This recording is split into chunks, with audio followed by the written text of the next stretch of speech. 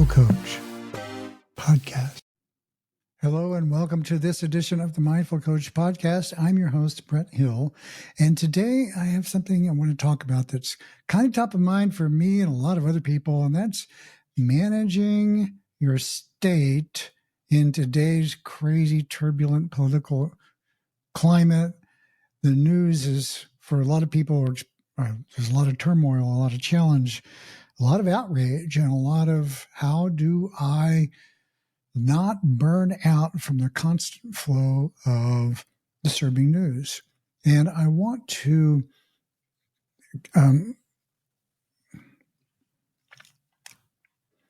hello, this is Brett, the Mindful Coach, and I'm here today to talk about hello and welcome to this edition of the Mindful Coach podcast. I am the host, Brett Hill, known hello, and welcome to the Mindful Coach podcast. I'm your host, Brett Hill, and I do mindful coaching as well as somatic work, mindful communications, and helping people in professional careers be their best self, learn to speak well, have more presence, have more impact, and connect.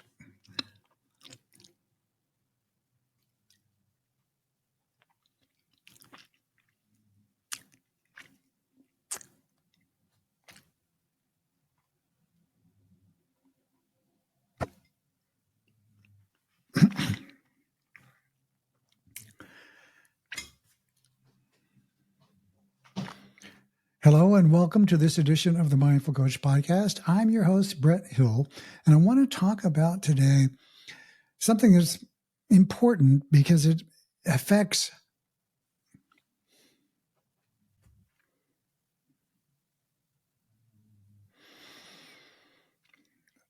Hello and welcome to this edition of the Mindful Coach podcast. I'm your host, Brett Hill, and I want to invite you to just take a breath and connect to what's true for you right now. Just take a moment, take a breath, and take a moment to just check in with yourself. I call this just like a quick check-in. What's true for you now? Maybe you're anxious, maybe you're disturbed, maybe you're happy, maybe you're thrilled. Whatever it is, just notice. Yeah, that's what's true. I'm freaked out about politics. I'm happy about my career. I'm looking forward to going home. I'm stressed with tasks. Whatever is so, just naming it and noticing. Yeah, that's what it's like for me right now.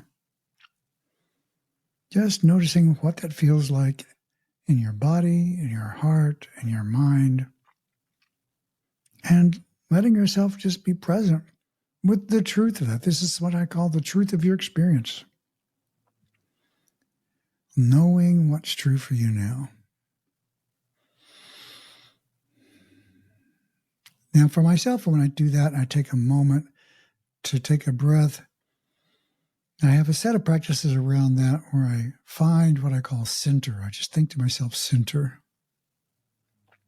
And when I do that, because I've practiced this enough, that it just kind of comes into focus for me as a somatic experience. By that, I mean it's in my body. I experience almost like, if you can imagine being on a balance beam, but really, and you think about a balance beam, so, if I move a little bit right or left, I'm going to fall off.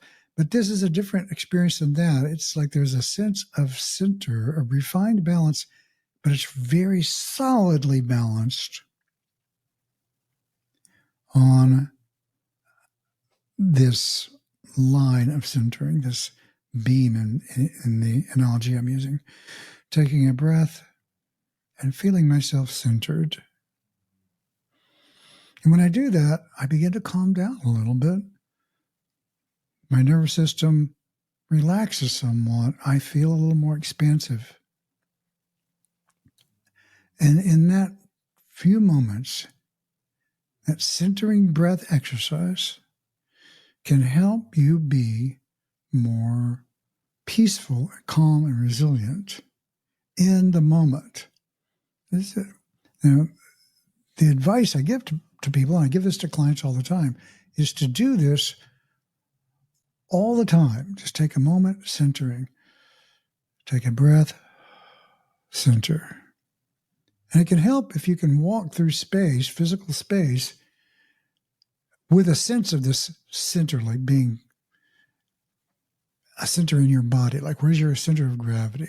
I had some martial arts training back in the day, and it really helped me understand the notion of a physical center and what it feels like to walk through a room with a sense of that.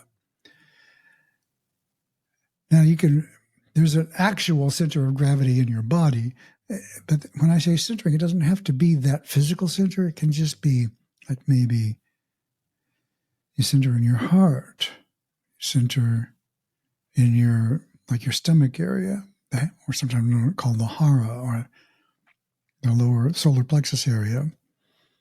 Sometimes people can think about the center. I did a lot of meditations in the past where I thought about the center as the center of the head. So it's just like center of the head. It's not so important where, as it is that you have a location that feels natural and easy for you. When you do this, you develop a relationship to it. Take a breath, and maybe there's a gesture. You can see, for those of you on video, I have this gesture that I do where I kind of put my hand right in the center of my body. Maybe sometimes both hands if I'm really wanting to zone in on it. Center. Take a breath. Center. Sensing into what it feels like to be in a centered place, or let's just say in the direction of a more centered place. Might take a little while to actually develop a well-inhabited place of center, something that feels really like it's got something in it rather than just an idea. Center. Now, why do this? What's the point of it? The point is that this is a skill that you can develop, that you can invoke at any time when you feel like you're out of control, or you feel like the world is coming at you too quickly. And the main reason I'm bringing this up today is because there's a lot of bad news in the world for those of us who are unhappy with the politics of the day. And there's a lot to be really, really, truly concerned about. And as I said in a previous podcast, we cannot live in a constant state of outrage. You just can't function there.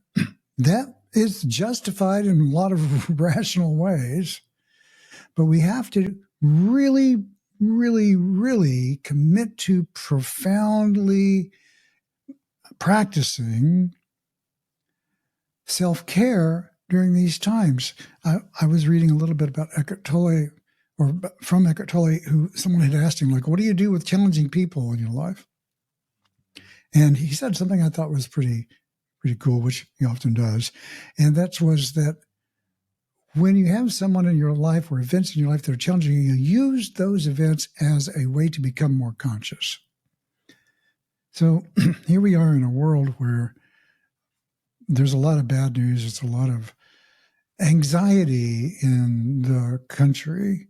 There's a lot of people who are truly concerned, and rightly so, about what's going to happen to their jobs, to their futures, to their careers, to their families, to those of people on Social Security, Medicare. Prices are going to go up because of just announced tariffs and all.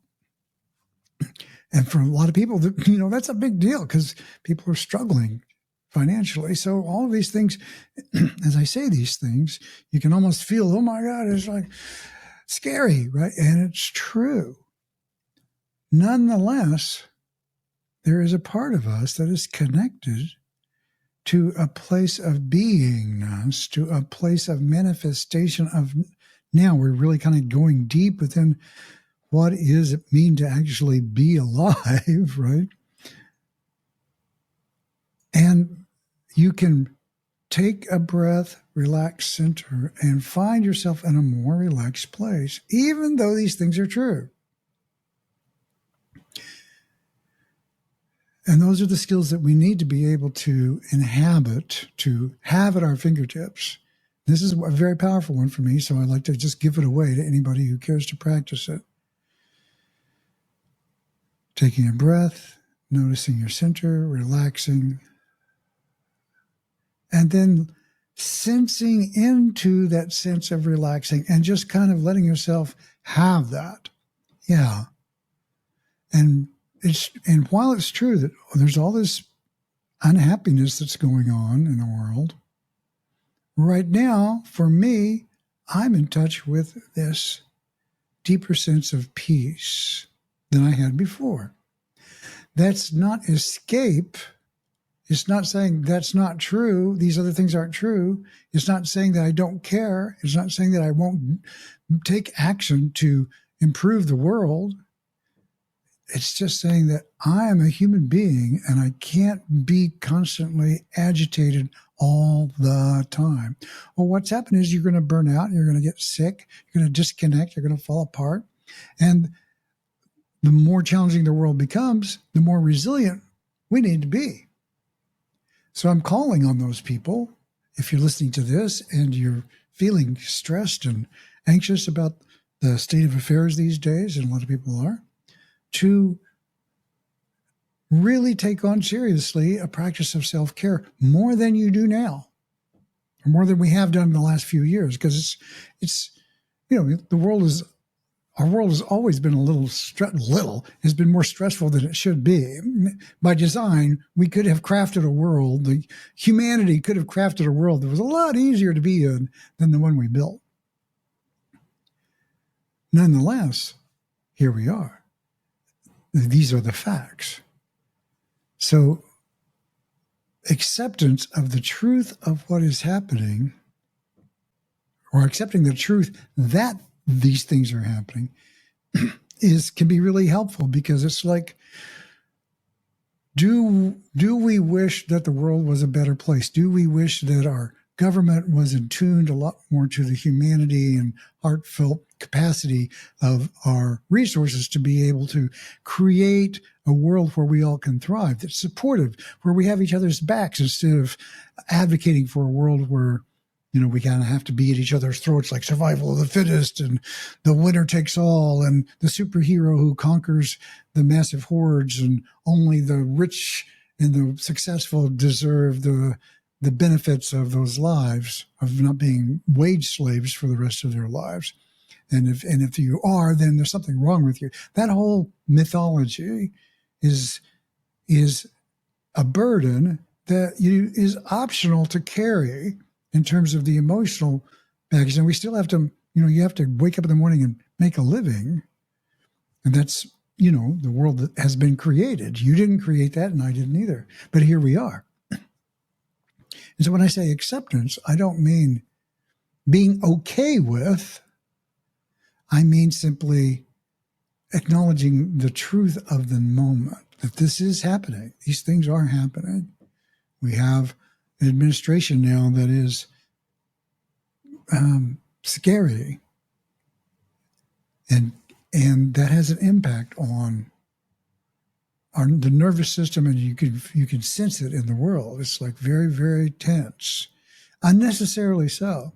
And so it's up to us to redouble our efforts. Take a breath, relax, center, because peace and beingness is not dependent upon external scenarios. I mean this in a very deep way, very profound way. Yes, of course, if someone is knocking on your door and going to arrest you, or you have distress because you can't make your house payments and you're going to lose that, that's very real.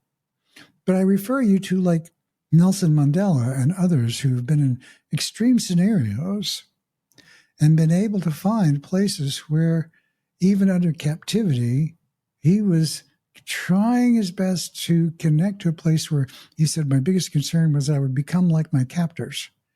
And he wanted to be in a place where he could be in a space of loving kindness regardless. And if you look at the teachings of the great masters and of the mysteries of the world, they all say the same thing, which is, at our core, we are a manifestation of emerging presence, a presence that emerges, and that is an unconditional quality of peace, loving grace that we can connect to. And you know this is so because you feel it when you connect to those qualities in the natural world. You look at a mountain or a beautiful forest or a tree or a lovely little moment of a little bug climbing a leaf, little simple, silly things like that can be extremely profound. And when you connect to the beauty and the grace of those small moments, what you're really doing is you're connecting to the beauty and the grace within you. And that resonates with this larger presence of nature because it is the same thing.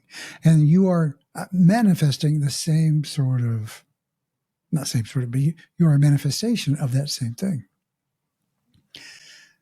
It gets complicated because there's the structure of what is Brett, what is the character of Brett, and what's the character of you and your life, what were your life experiences like that are unique to you. You grew up in a specific place, in a specific time, in a specific way, and you have a particular kind of nervous system that makes you unique. And that is truly what I call your instrument. I think about it sometimes as people are instruments in like a symphony, and you have you're your own instrument, and you manifest your voicing of that instrument in a specific way that's unique.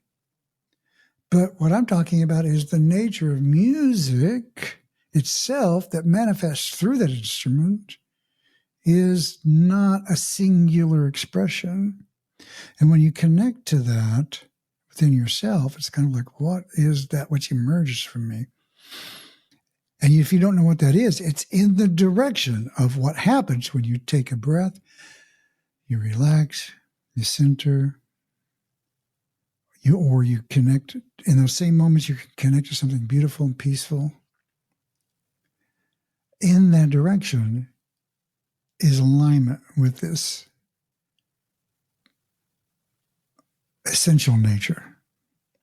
And it's really important these days that we engage frequently and often in activities that give us the best chance we have to experience that now, because there's a lot of chances to not experience that now. I was really inspired, and really what inspired this particular episode is something I heard from RuPaul, who said very beautifully, you can look at the darkness, but don't stare at it. I thought, oh, wow, that's really quite nice, because it's like, yeah, we don't want to, obviously, and I'm not talking in any way about hiding from or escaping from or spiritual bypassing. No, rather than that, it's the opposite. It's like immersion in the world through immersion in the true self. And when you do that, you find that you are far more capable and engaged and effective in the things that you do. So there's a lot to do. There's a lot to help with. Another quote that is one of my mainstays these days is from Ram Dass, who said, the first day of the apocalypse, whether it's the first day of the apocalypse or the last day of the apocalypse, the task remains the same, to relieve suffering. And for those of us who are called to help other people in this way, that remains true. It's sort of like there's always suffering. There always has been, and there always will be. And so there's a tremendous amount of suffering on the planet all the time. It's just a matter of how do you organize around being a sensitive creature on the planet who has the desire to be healthy, happy, good, helpful, and in a world where you need to take care of yourself, and also there's an unlimited amount of suffering. Similarly, there's an unlimited amount of beauty. Those of you that have heard me speak before, you know I say this often. There's an unlimited amount of beauty in the world, and there's a limited amount of suffering in the world. So who do you choose to be? We don't want to be someone who's just like escaping into, mountaintop bliss 24/7 as an escape from the unpleasantness of the world. And at the same time, we don't want to immerse ourselves into the unpleasantness of the world 24/7 because it will destroy you. Somewhere there's a middle ground where you can be and experience the peaks and you can be of service to the needs. And in many ways, I feel like that is the actual challenge of a mature human. And that is to be of service to that which is needed and connected to the greater good at the same time. To not get swept up in retribution, vengeance, anger, any more than you can avoid, because it's hard not to, because it seems like a rational response to what is happening, because we want to stop unnecessary suffering, and there's a lot of just really cruel unnecessary suffering happening, and it will happen, and it matters. So I'm inviting you, as well as myself, invoking the wish and the charge to commit to taking care of yourself so that we can be effective actors in the world to help relieve the suffering and do good. And so that's really it for this session today. It's a little bit short, but it's an invitation to reconnect, to continuously practice connecting. This has been about the centering breath practice. There are many others. But find something that you connect to that is simple and easy and direct, that feels good, that takes you to your source. And really inhabit that. Let it somatically inform your system. Let it inform your limbs, as a teacher once said to me. Notice what it's like to really be more connected to that, and lean into that, and kind of let it be true in your bones. Really let yourself have that goodness. Because we need people who are actors in the world these days, who are truly connected to that, who have the capacity to sustain their engagement. That's really what's called for. So please take care of yourself. Reach out to me at the Mindful Coach. I have a series of meditations that you might be interested in. If you'll connect with me, I'll give them to you for absolutely free. And then, I'm trying to develop some of the content as well. So thank you and blessings to you. Bye. The Mindful Coach Podcast is a service of the Mindful Coach Association.